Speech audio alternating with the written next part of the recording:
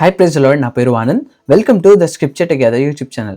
ఈరోజు మనము హెబ్రీయులకు రాసిన పత్రిక 10వ అధ్యాయాన్ని కలిసి చదువుకుందాము. మీ దగ్గర బైబిల్స్ ఉన్నట్లయితే దయచేసి వాటిని తెచ్చావండి. ఒకవేళ లేనట్లయితే స్క్రీన్ మీద వాక్యం వస్తుంది, దాన్ని చూసి అయినా చదవాల్సిందిగా కోరుచున్నాను.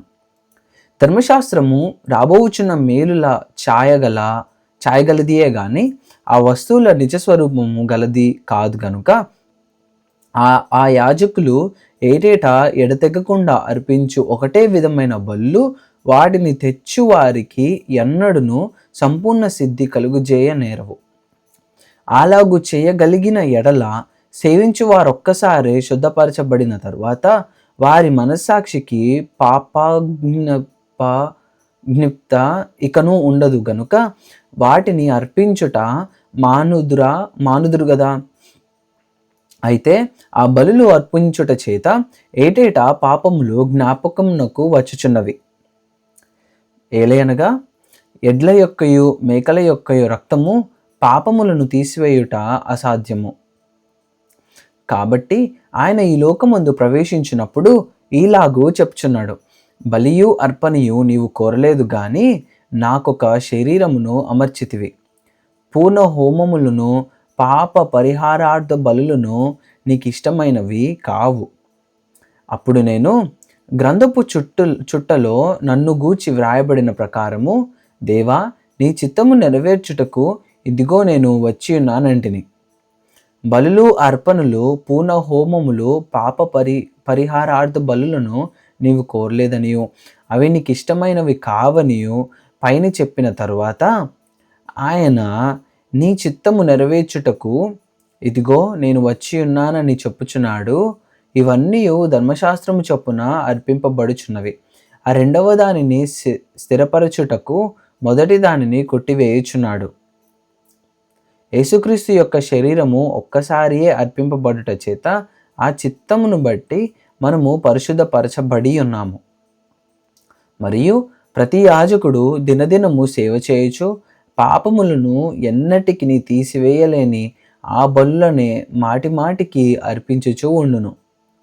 ఈయనైతే పాపముల నిమిత్తము సదాకాలము నిలుచు ఒక బలిని అర్పించి అప్పటి నుండి తన శత్రువులు తన పాదములకు పాదపీఠముగా చేయబడు వరకు కనిపెట్టుచు దేవుని కుడిపార్శ్వమున ఆసీనుడాయను. ఒక్క అర్పణం చేత ఈయన పరిశుద్ధపరచబడు వారిని సదాకాలమునకు సంపూర్ణులుగా చేసి ఉన్నాడు. ఈ విషయమై పరిశుద్ధాత్మ కూడా మనకు సాక్ష్యం ఇచ్చుచున్నాడు. ఏలయనగా ఆ దినములైన తరువాత నేను వారితో చేయబోవు నిబంధన ఇదే, నా ధర్మ విధులను వారి హృదయము నందించి వారి మనస్సు మీద వాటిని వ్రాయుదును అని చెప్పిన తర్వాత వారి పాపములను వారి అక్రమములను ఇకను ఎన్నటికి జ్ఞాపకము చేసుకొనను అని ప్రభువు చెప్పుచున్నాడు. వీటి క్షమాపణ ఎక్కడ కలుగునో అక్కడ పాప పరిహారార్థ బలి ఇకను ఎన్నడూనూ ఉండదు.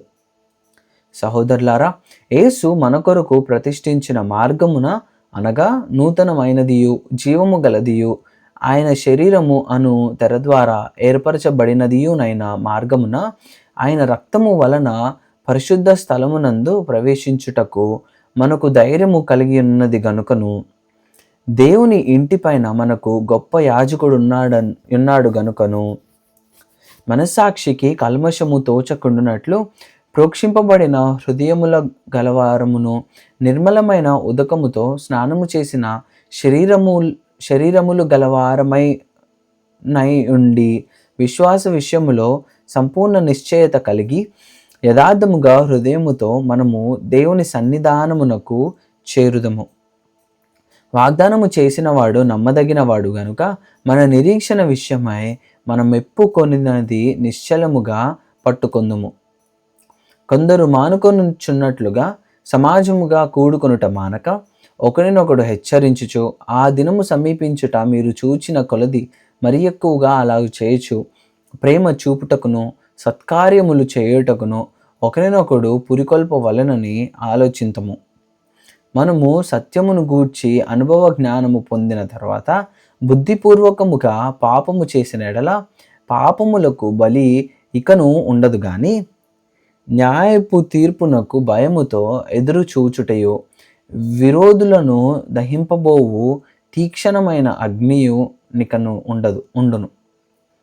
ఎవడైనను మోషే ధర్మశాస్త్రమును నిరాకరించిన ఎడల 2-3 సాక్షుల మాట మీద కనికరింపకుండా వాని చంపించుదురు. ఇట్లుండగా దేవుని కుమారుని పాదములతో త్రొక్కి తాను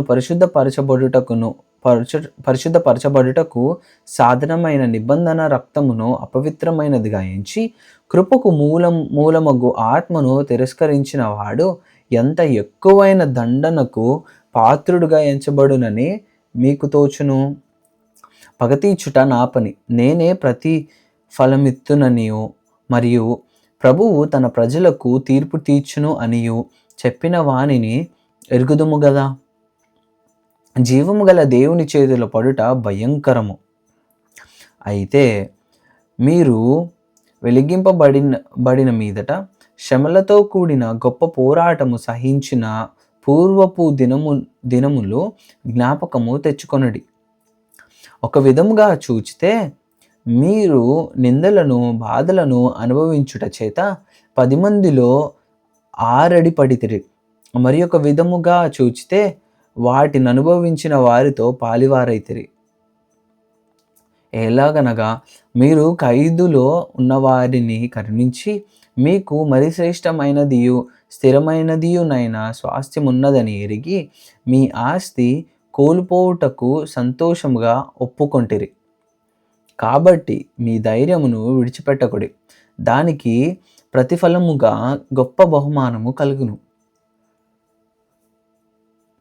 మీరు దేవుని చిత్తమును నెరవేర్చిన వారై వాగ్దానము పొందు నిమిత్తము మీకు ఓరిమి అవసరమై ఉన్నది. ఇక కాలము బహు కొంచెముగా ఉన్నది, వచ్చుచున్నవాడు ఆలస్యము చేయక వచ్చును. నా ఎదుట నీతిమంతుడైన వాడు విశ్వాస మూలంగా జీవించును, గాని అతడు వెనుక తీసిన ఎడల అతని యందు నా ఆత్మకు సంతోషముండదు.